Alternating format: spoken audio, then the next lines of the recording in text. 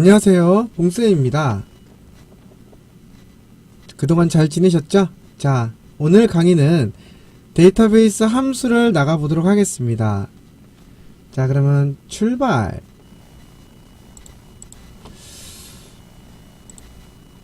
자, 오늘 배울 함수인 데이터베이스 함수는 어떨 때 쓰는 함수냐 하면요, 자, 간단한 예제로 시작해 보도록 하겠습니다.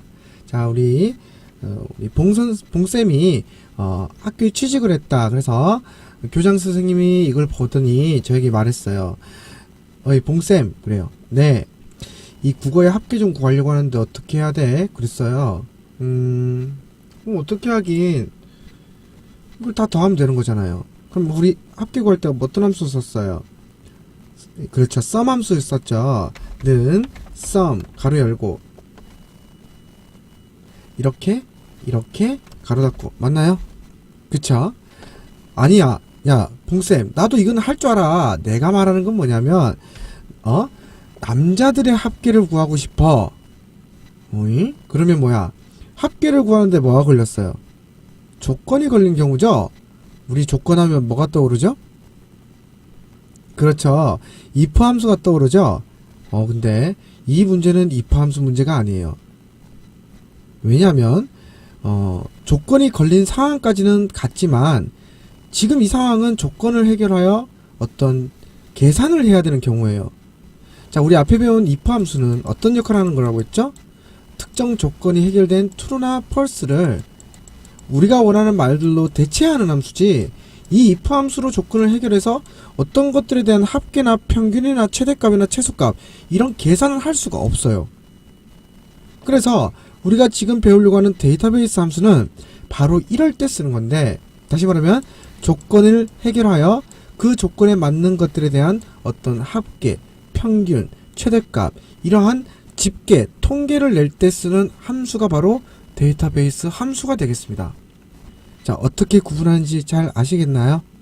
자, 그러면 데이터베이스 함수는 바로 조건이 걸린 그 무엇에 대한 계산을 할 때 사용되는 목적을 가지고 있다 라는 거죠. 자, 이 여기 밑에 데이터베이스 함수의 인수 체계를 선생님이 지금 써놨네요. 그쵸? 자, 그러면 차근차근 한번 들어가 보도록 하죠. 자, 일단 데이터베이스 함수가 되면은 우리가 이제 합계를 구하는 거잖아요, 지금. 그쵸? 근데 그냥 sum은 조건을 해결할 수 없잖아요. 그래서 얘를 데이터베이스 함수로 변경시켜야 돼요. 변경시키는 방법은 앞에 d를 붙이면 되는 거죠. 자, 이 d의 약자는 데이터베이스의 약자입니다. 자, 여기서 우리 데이터베이스라는 단어의 뜻은 어떤 데이터의 집합체, 데이터가 모인 단체, 이렇게 볼 수 있는 거죠. 그래서 원래 첫 번째 인수는 데이터베이스 범위인데 그걸 선생님이 전체 데이터라고 쓴 이유는 데이터가 집합되어 있는 범위, 전체 데이터가 데이터베이스 범위이기 때문에, 자, 이 표를 봤을 때 데이터베이스 범위라는 건 이 전체적 데이터가 데이터베이스가 되는 거죠. 그래서 첫 번째 인수는 여기서 D, 그러니까 첫 번째 인수가 전체 데이터가 되는 거예요. 네. 그리고 그러면 다음, 자, 두 번째 인수는 D, 그러니까 전체 데이터인 거죠. 두 번째가 sum, 그러면 합이란 말이잖아요. 그럼 합계를 구할 때 우리가 지금 어떤 열의 합계를 구할 건지 또는 어떤 제목에 대한 합계를 구할 건지를 두 번째 인수에 넣어주면 돼요. 무슨 소리냐면 지금 이 데이터베이스 전체 범위에서 이게 1열, 이게 2열, 이게 3열, 이게 4열이죠. 자, 우리는 어떤 열의 합계를 구해야 돼? 4번 열의 합계를 구해야 되죠. 다시 말하면 열 번호를 쓴다면 여기다가 4를 적고요. 열 번호가 아니라면 열 제목을 찍는다면 여기에 제목을 찍어 넣어주면 된다는 거죠. 그러면 해석할 때 D, 그러니 전체 데이터, sum, 4번 열의 sum 또는 국어의 sum, 이렇게 해석하면 되는 거죠.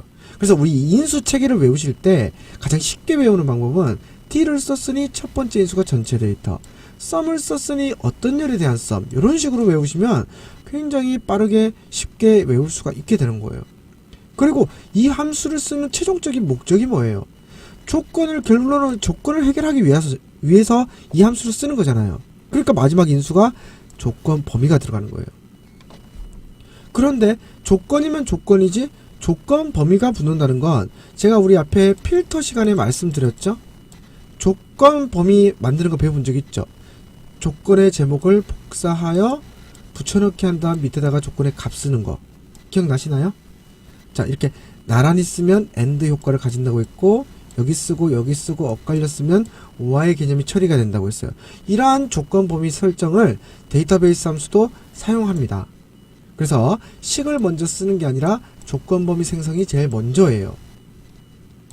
자, 그러면 조건 범위를 먼저 만들어 보죠. 지금 조건의 제목이 얘죠. 성별에서 우리가 남자를 찾는 거잖아요. 그럼 얘를 복사를 해서 여기다가 붙여넣기를 하고 밑에다가 뭐라고 쓰면 돼요? 남이라고 쓰면 되는 거죠. 그런 다음에 여기다가 이제 늘 했다. dsum.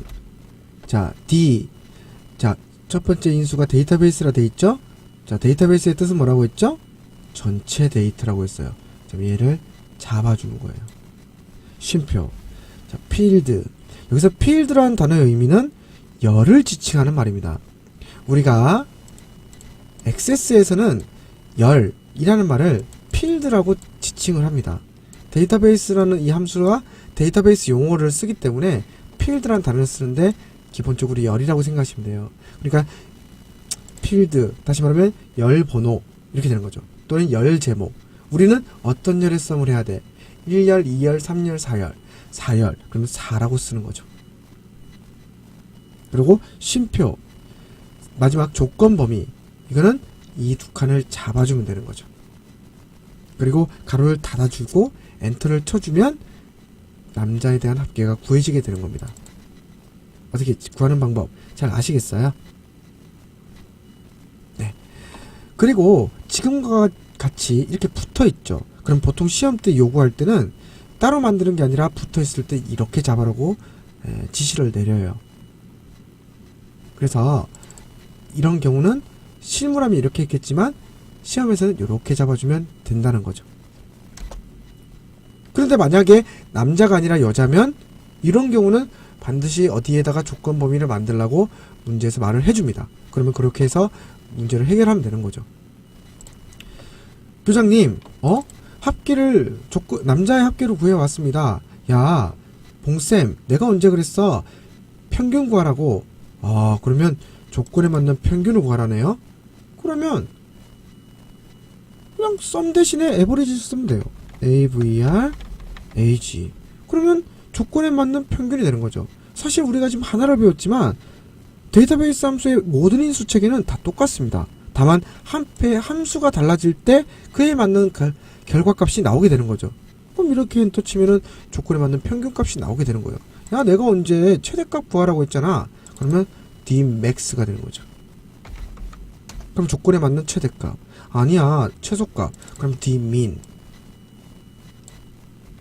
이렇게 하면 조건에 맞는 최소값이 출력되는 거죠. 아니, 내가 언제 남자가 몇 명이냐고. 그럼 인원수. 그럼 인원수면 D 카운트가 되는 거죠. 이렇게. 그 다음에 D 카운터는 또 똑같죠, 결과는. 자, 여기서 D 카운트와 D 카운터의 차이점은 D 카운트는 조건에 맞는 숫자 셀의 개수를 세워주는 거고, D 카운터는 조건에 맞는 모든 데이터 셀의 개수를 세워준다. 이렇게 잘 구분지어서 사용하시면 될 것 같아요. 그래서 데이터베이스 함수의 정리를 좀 해드리면, 일단 dsum, 대표적인 함수가 dsum, d average, d max, d min, d count. 자, 여기다 쓰겠습니다. d count A. 이렇게 가장 대표적인 게 이렇게 있다. 이렇게 보시면 되고요. 그 다음에 또 D, stdev, D, var. 얘는 표준 편차. 조건의 표준 편차를 구하는 함수고요. 얘는 조건의 분산값을 구하는 함수가 되겠습니다.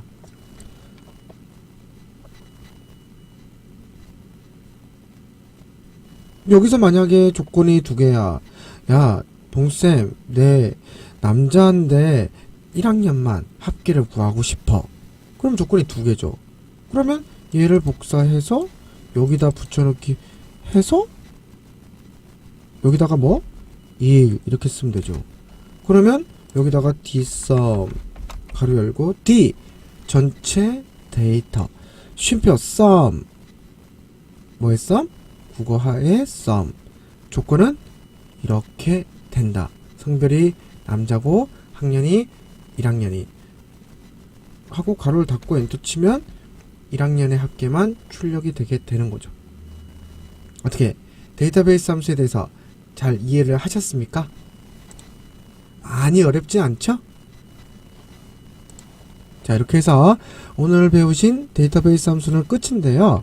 선생님이 한 번 더 마지막으로 강조하고 마치는 내용은 제일 중요한 건 이 인수를 그냥 무작정 외운다기보다는 이 앞에 있는 인수의 모습을 보고 D 전체 데이터 sum 어떤 열의 sum 마지막에 이 함수를 사용하는 목적을 생각하시면 어렵지 않게 외우실 수 있을 거라고 사료되어 옵니다. 자, 오늘 수업은 여기서 마치고요. 다음 강의에서 또다시 뵙도록 하겠습니다. 네, 그러면 다음 강의에서 또 만나요.